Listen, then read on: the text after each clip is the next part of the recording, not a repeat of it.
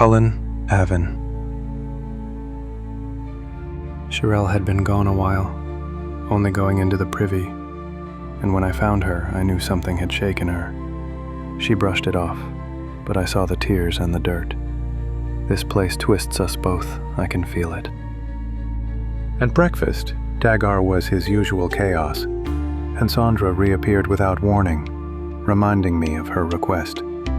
She wants me to kill her, to give her release, like a dying soldier on the battlefield. I couldn't agree, though she pressed me hard. Then she gave Dagar a gift, his knife, transformed before our eyes into something ancient and powerful, Kiris Demoris, and I can't shake the fear that her final request will force my hand before this is over. Welcome back to the Dark Razor Chronicles Streamcast, Season 3, Episode 8, The Price of Release. I'm your host and author, Mike Carmel. This is Part 1 of the Season 3 finale and the closing chapter of Book 1, The Burden of Oath. So sit back, because sometimes relief is granted only through mercy, and mercy only through blood.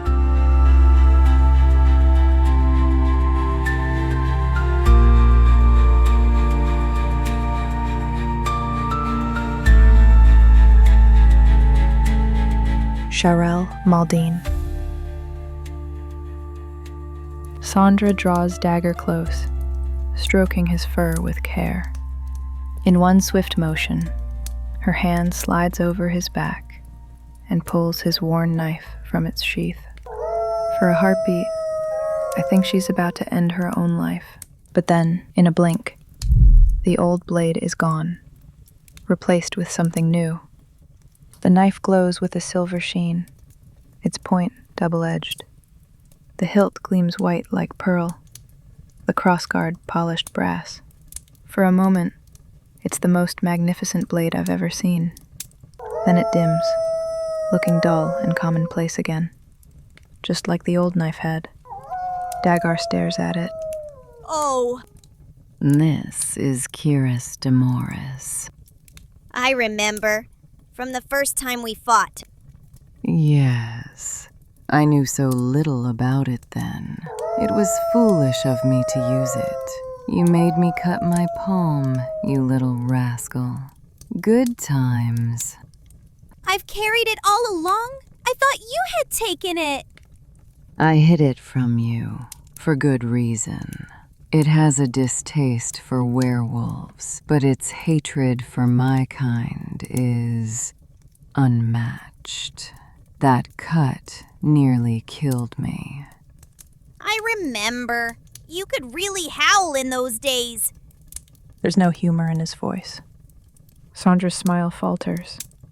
I didn't wish a repeat of that. So, I hid it from your eyes, changed it. It was too valuable to throw away. But now, I wish it to be known again. Small fragments flake from her face as she speaks, crumbling away like dust. Without my enchantments to mask it, your magic will sing through Kiris. It will give you greater focus, elevate you to heights you've yet to experience. Cullen is still focused on Sandra. I nudge him, gesturing subtly toward the door. Red tears streak down Sandra's face, dripping onto Dagger's fur. Her eyes blacken. I move quickly, grabbing my pack and heading for the door. Cullen stays rooted in place, his jaw tight, his hand resting on the razor, but not drawing it. He must understand what Sandra plans. He must. I feel for my sword, ensuring it's secure at my side. The razor will repel demons and werewolves, but my blade? I'm not so sure. Sandra. Cullen's voice trembles. Please, don't force this upon me. She turns to him, and I see his resolve crumbling. Is she using her demon fear against him? I can't feel it, but something weighs on him. I watch as his fear shifts, not of her, but of what she's asking him to do. Sandra changes before our eyes. Her skin smooths, wrinkles disappearing. Her hair darkens. Where is this strength coming from? I feel it now, but it's too late. She's drawing on me. Weakness spreads through my limbs, a pull to rest, to sleep. I step back, fighting it. Cullen draws the razor with a thrum that sends shivers up my spine. Dagger is gone from the table. Sandra rises, young, naked and strong. Waves of power distort her image, her wings unfurling behind her, though she keeps them tucked. Get out, Sherelle. Cullen pushes me toward the door. I stumble on shaky legs. We're outside, on the porch, then the path, now the road. A hiss echoes behind us, phantasmic and dreamlike. The world bends and warps. For a heartbeat, I wonder if the thinning has pulled us in again. But no, it's something else, something worse. Flapping fills my ears, air buffets me from all around as the world twists and tilts beneath my feet, my balance teetering on the edge. I spin, desperate to find the source of the threat, black wings fluttering around me, tattered, shadowy things. Something tugs at my hair, my sleeve. Another glance brushes my face. I swipe at it, but my hand cuts through empty air. Panic builds. I hear Cullen calling me, his voice distant and muffled beneath the roar of flapping. I can't see him. I can't understand him. The fluttering surrounds me, filling my ears, my mind. I wince as something slaps against my cheek, then another stinging hit. My arms, my legs, my back. I spin, but the ground beneath me shifts like a living thing, heavy, pulling, eager to swallow me whole. A force like a fist slams into my side, knocking the breath from me. I turn toward it, but only see trees and those black wings trailing like torn capes. Another strike, harder this time, much harder. The air pops from my lungs. I double over, clutching my side as the assault halts, leaving me gasping. A long, drawn-out hiss reaches my ears. My vision clears slightly, and then I see her, Sandra. A beautiful, naked woman stands before me, her mouth agape, her face tilted toward the sky, her eyes wide in shock. Her whisper is barely audible. Christ, save me. Again with the old god? But this is her true form, a succubus. Her glamour is gone, stripped away, revealing the demon beneath. Blood runs down her chest from where the tip of a blade protrudes. Smoke curls from the wound. She shudders. Her huge black wings spread wide, trembling, snapping like war flags caught in a storm. I freeze. Cullen? He did it? But something doesn't sit right. The blade seems too small.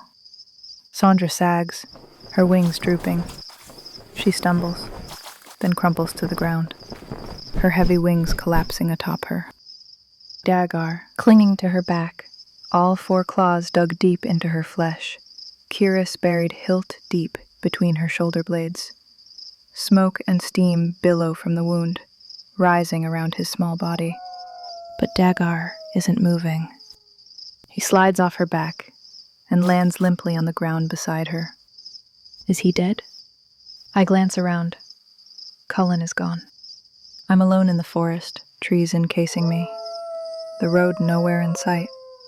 Sandra twitches once. The soft plea escapes her lips once more. Christ, save.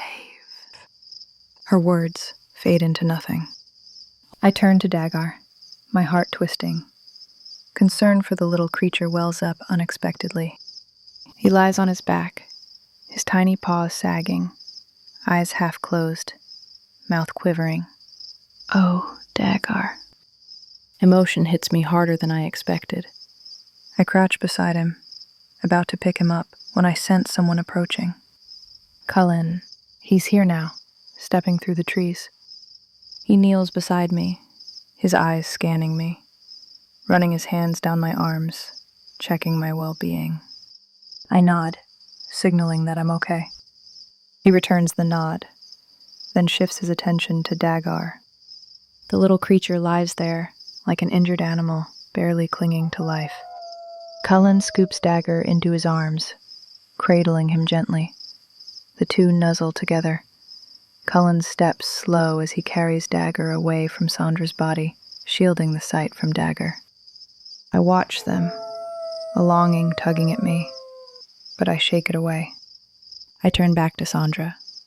Her body lies crumpled, her smooth skin now marred by the blood around the knife wound. I step closer, nudging her with my boot. Her form is stiff, solid. Curious. I can't leave a blade like that behind. I crouch, my hand trembling as I reach for the knife. I grip the hilt and pull, expecting resistance, but the blade slides free with ease. Parts of Sandra crumble away, her body disintegrating like ash. The smoldering stops. The blade looks new, pristine, and I feel it now. The magic within Kiris hums, seething beneath the surface. This knife has tasted demon blood before. It remembers. Kiris Demoris. The name echoes in my mind. Killer of demons. There's divinity in this blade. There has to be. I hold it delicately, 2 fingers gripping the hilt, trying to distance myself from its power. Cullen approaches, still cradling Dagar. I tap his arm, and he glances down at the knife. Without a word, he shifts Dagar in his arms, freeing the sheath. I slide Kiris back into it, feeling a rush of relief as the blade leaves my hands. Cullen doesn't notice how much the blade unsettles me, but that's a conversation for another time. He glances around the clearing, then jerks his head, signaling for me to follow. Good thing, too. I'd been facing the wrong direction entirely. We make our way through the trees, but Dagar's voice breaks the silence. She was driving you to the cliff. We stop, and I realize just how close we are. A sheer drop only steps away. I don't think she had the strength to kill you outright, but she could have forced you over the edge. I swallow hard. Kill me? Why? The answer dawns on me before he speaks. She wanted Cullen to be angry enough to finish her. Dagar looks up at Cullen with his wide, sorrowful eyes. Cullen strokes Dagar's head gently. I'm sorry, Dagar, that it had to end this way, that you were forced to do this. Dagar says nothing, closing his eyes beneath Cullen's touch. We continue in silence. Later, after a short rest, Dagar stirs and suggests it's time to go. Cullen sets him down on the front porch of Sandra's cabin and disappears through the doorway. When he reappears, he's carrying my pack and wearing his. He looks different, more like a seasoned adventurer now. Strong, steady. The dim morning light catches the stubble on his jaw, his tousled brown hair. Handsome. I let out a shaky breath, forcing my eyes away. This place is still playing on me. I press a hand over my heart, feeling it pound against my palm. Demons and desires. I look up and down the road to distract myself. A thin mist rises where the sun's warmth touches the ground. The faint smell of berry flower lingers in the air, a sweet, intoxicating scent, almost like tasting fruit juice on the tongue. Odd. I've never smelled berry flower before, yet I recognize it. You sure you don't want to bury her? The little creature shakes his head. No, she'll be salt by morning. I frown. Salt? Like the spice? It's a mineral, a seasoning if you must, but not a spice. The images from half an hour ago still haunt me. Suffocating. Terrible visions. But they were only images. Sandra was a succubus. A real succubus. She terrorized me, not with seduction, but raw fear. I've never felt real fear before. Not like that. I've known discomfort, failure, disappointment, but not fear for my life. Or worse, fear for the lives of others. But now, one of those fears is fully satisfied. My stomach still aches, nerves still tremble, and like so often lately, I feel the unbearable urge to cry. I've never seen a live succubus before. They're minor demons, yes, but unique. Powerful exceptions to the theory of planar migration. How did she get trapped here? I glance at Cullen walking ahead, his broad back steady beneath the swaying pack. I can't help myself. Despite the sensitivity of everything that happened, despite Dagar's feelings, I have to ask.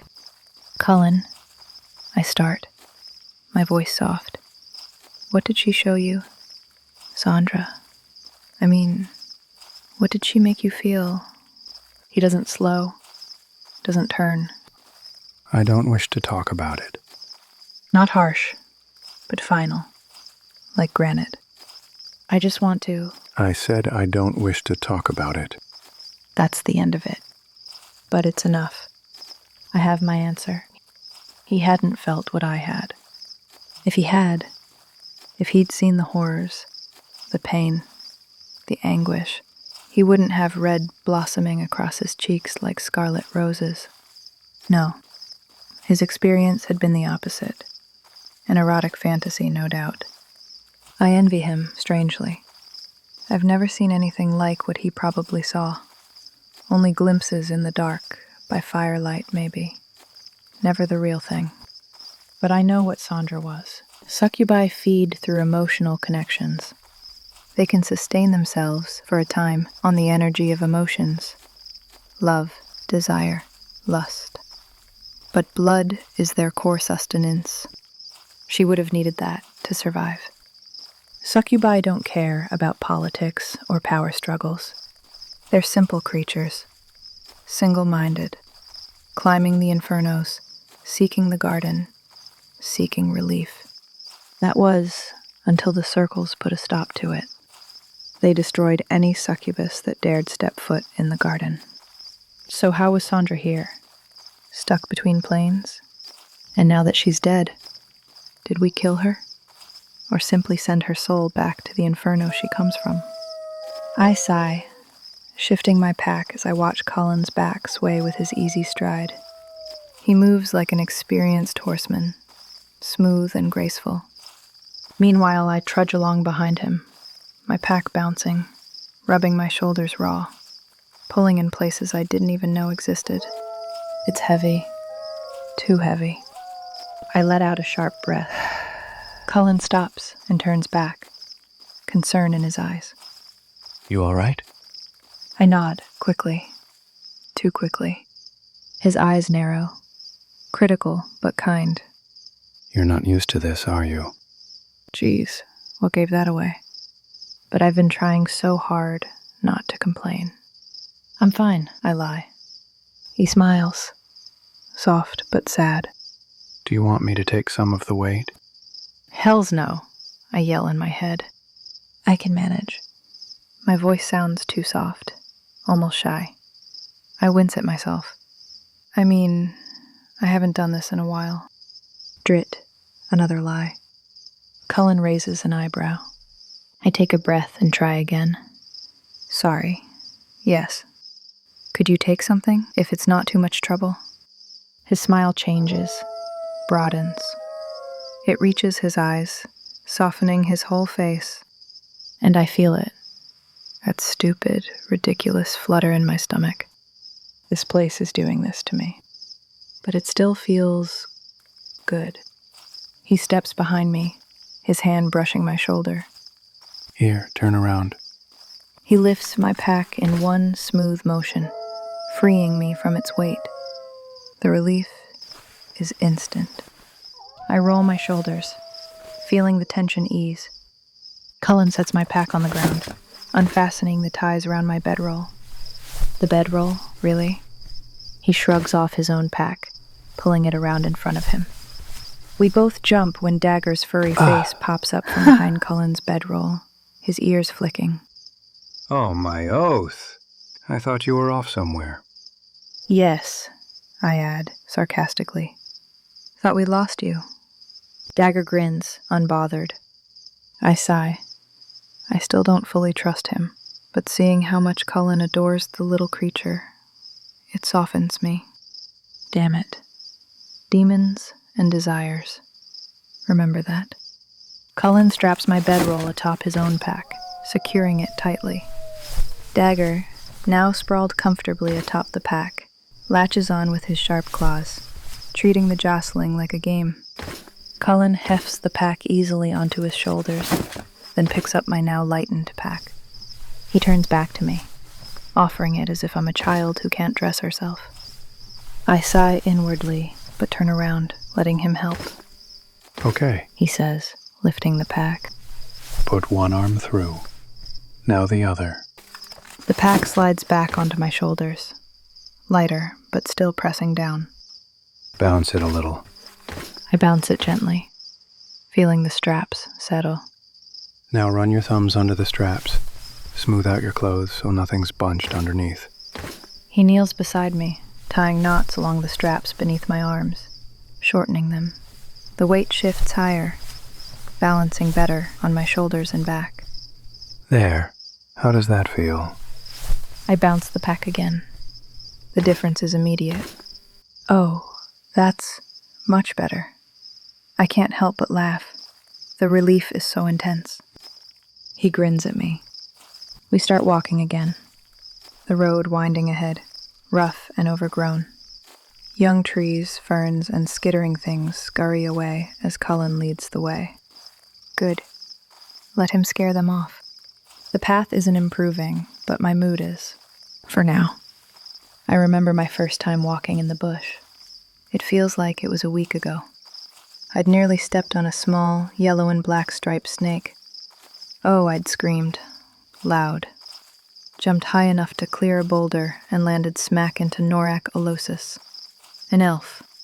Oath-sworn. Assigned to teach me bushcraft. He was less than impressed. The memory still makes me cringe. Dagger has been quiet for most of the morning. But now, after we've covered some good distance, the little creature seems to have fully recovered. At the top of a steep hill, my thighs burning with the effort, I catch Dagger's little face watching me. Except, his tongue is sticking straight out. Is he taunting me, or just mid-lick? His tongue snaps back into his mouth, and he gives me a sheepish grin. Definitely a taunt. He's caught in the act. I narrow my eyes at him and stick my tongue out as far as I can. Right back at you, you little whatever you are. Cullen notices the exchange. Is everyone all right? Uh-huh, I manage between heavy breaths. Dagger responds with his usual nonsense. All right. Let me think. I do tend to write with my left. Does that matter? And once Dagger opens his mouth, he doesn't stop. Talk, talk, talk. He keeps it going for nearly an hour, story after story, and I find myself not minding. They're entertaining. Hair-raising sometimes, but always funny. Cullen had asked him earlier if we needed to be quiet while traveling, worried about being discovered. Dagger had waved it off. No need to worry till closer to evening. His minions will be sleeping now. And with that, he launched straight into his latest tale. A ridiculous adventure with a giant. And whoosh! Gart's loincloth was on fire! Cullen laughs, but then frowns. Wait, how did that happen? You said you were down in a cave that smelled like an orc privy. How did Gark's loincloth catch fire? Dagger is trotting ahead of us.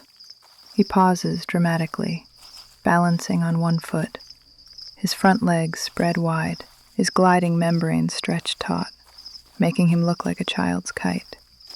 Then he drops down onto all fours, transforming into a dumpy but lovable-looking house cat. He taps a claw to his lips. Did I miss something? I must have. Perhaps I should start at the beginning. No. Cullen says quickly. No, that's all right. Just continue from when you were crawling around in the cave. Dagger grins and hops back into a trot. That place! Yuck! It smelled like a dung hole! And as it turned out, it was. So, I climbed all the way up the cave wall to a small hole in the ceiling. And that was a slippery slope, let me tell you! I let his voice wash over me as I adjust my pack. Cullen's earlier adjustments have made a world of difference. The weight sits better now, no longer dragging down on my lower back or rubbing painfully against my shoulders. But I'm still untrained for this. New aches settle into different muscles, thighs, calves, feet. And through it all, Dagar talks.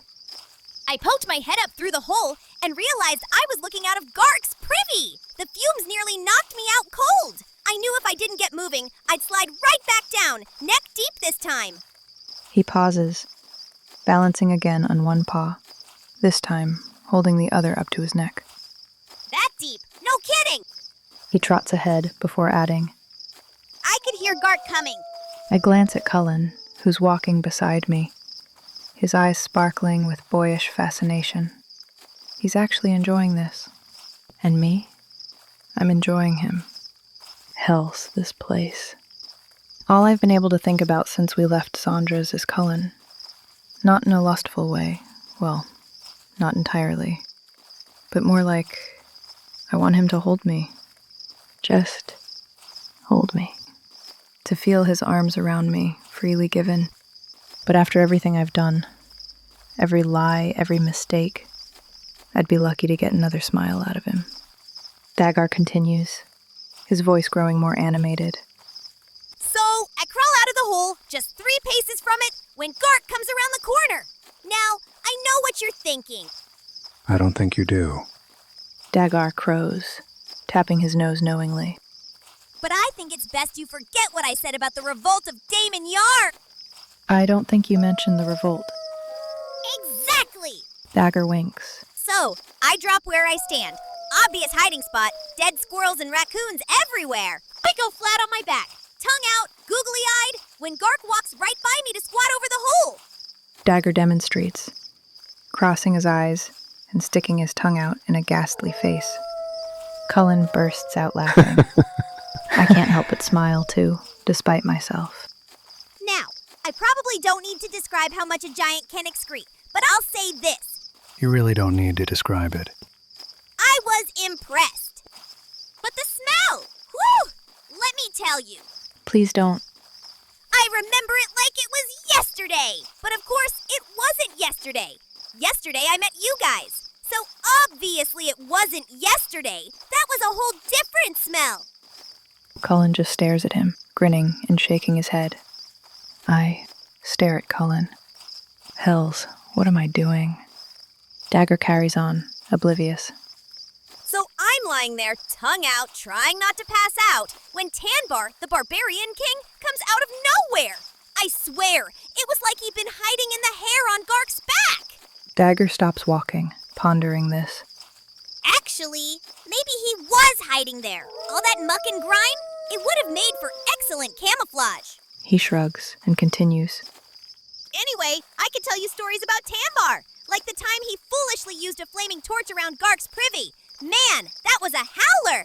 Dagger chitter laughs, his little body shaking with the effort. And despite myself, I'm laughing too.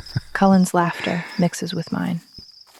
And for a moment, just a moment, everything feels simple, safe, normal. When Dagar finally continues his story, he's practically chittering between every word. Next thing I knew, Gark's privy goes up in a geyser of flame, searing all the hair off his body, even the long braids that hung between his legs. Dagar collapses into a fit of chittering laughter, rolling onto his side, legs kicking wildly. Gark was so angry, he didn't even notice that his loincloth was on fire. But Tanbar did, and he was howling with laughter, which, as it turns out, is not the best thing to do after lighting a giant's loincloth on fire. Dagger barely pauses to breathe. Tanbar's laughter came to an abrupt halt when a blistered and bleeding giant fist hit him in the stomach. Never seen a barbarian fly so far, and I've seen 3. Where he landed? Ack! Wouldn't wish that on my worst enemy. Although, at the time, I think Tanbar was my best friend. Hard to say. Tanbar wasn't one to let a giant fist to the stomach slow him down. He came back with a vengeance. But wouldn't you know it? One misstep, and down he went. Right into the hole I'd fallen through 3 hours earlier. Last time I ever saw Tanbar. Though, I did hear him for hours afterward. Learned some pretty creative swear words, too. I say to Gark something like, your mother was a gargoyle, and your father was a mountain dwarf. Which, turns out, is about the worst thing you can say to a giant who's just had his ceremonial brains burnt off. Bagar pauses dramatically, puffing out his little chest. Hollering in rage and, I suppose, pain, Gark lunged at me. Now! He holds up a paw. I knew it was time for my great escape, so I opted for something out of that Robin guy's story. You know, the one with the happy band of apes that swing from trees, stealing from the poor to give to the rich. I think you've got your stories a little... So I leapt up into the air, grabbed a low-hanging vine, and let out my best ape cry! Oh, I bounced off Gark's forehead, somersaulted up to the rock face, where, if you'll recall, we'd written some pretty funny stuff the night before. And from there, I leapt toward the willow tree where we'd had our first scuffle. Dagar shakes his head. But what a yonk that turned out to be! I'd forgotten all about Unka, who was still hanging from the fort's branch. I thumped right into his chest and dropped to the ground. Splat! Right into his entrails. Dagar shudders dramatically. Hit unexpected, as you can imagine. But hey, Guts will never do the same thing twice. Cullen stops mid-step, and there's a final chitter in the air before I realize the forest has gone quiet. No birds, no insects, nothing.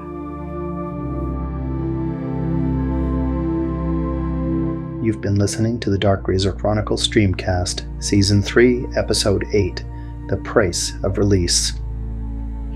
Join us next time for the Season 3 finale and the conclusion to Book 1, The Burden of Oath. If you're enjoying the journey, leaving a review on Apple or Spotify helps keep the stream alive. Patrons get early access and exclusive extras. Join the stream on Patreon. And for the novels and more, visit mikecarmel.ca. That's MikeCarmel.ca.